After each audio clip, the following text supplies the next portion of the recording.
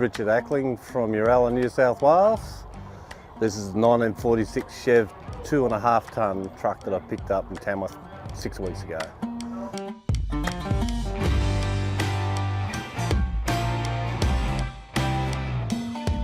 Bought it as is, put 2 tyres on it. Somebody done the work 20 years ago, resurrected it, bought it 1 week, had it inspected the following week, driving it to a show the following week.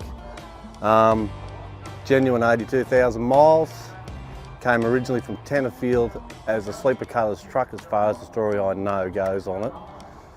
And what you see is what you get, and I don't intend to touch it, just drive it. So how far did you drive it yesterday?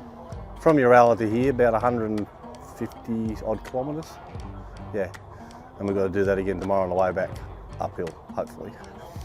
But yeah, it's probably done 500 Ks in the time I've had it and never missed a beat.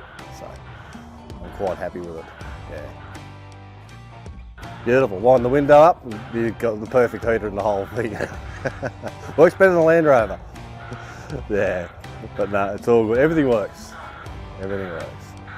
Yeah, it's just someone put it in the shed and come up for sale, and I was a lucky person to get an auction.